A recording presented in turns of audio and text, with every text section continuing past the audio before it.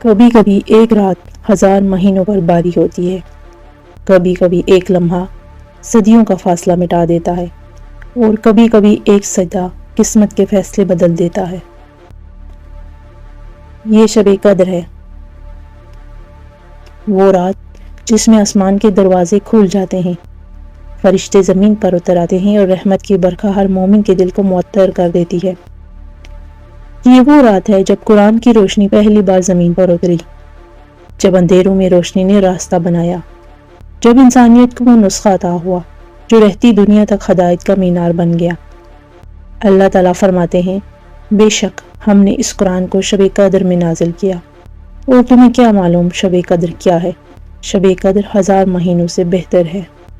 یہ وہ رات ہے جب آسمان زمین سے قریب آ جاتا ہے، جب فرشتے جھوک در جھوک زمین پر اترتے ہیں، جب حضرت جبرائیل علیہ السلام رحمتوں کا پیغام لے کر دنیا میں آتے ہیں۔ یہ وہ رات ہے جب ہر سلامتی کا اعلان ہوتا ہے۔ یہ رات طلوع فجر تک سراسر سلامتی ہے۔ یہ وہ رات ہے جب قسمت کے فیصلے لکھے جاتے ہیں، جب مانگنے والا کبھی خالی ہاتھ نہیں لوٹتا، جب دل کی صدا سیدھا عرش پر پہنچتی ہے۔ یہ وہ رات ہے جب آنکھوں کے آنسو گناہوں کو دھو دیتے ہیں، جب سجدے میں گرنے والا عرش کے قریب ہو جاتا ہے۔ شب قدر ایک موقع، ایک رحمت۔ یہ رات ہمیں دعوت دیتی ہے کہ ہم پلٹ آئیں، کہ ہم اپنے رب کو پکاریں، کہ ہم معافی مانگیں، کہ ہم روشنی کی طرف بڑھیں۔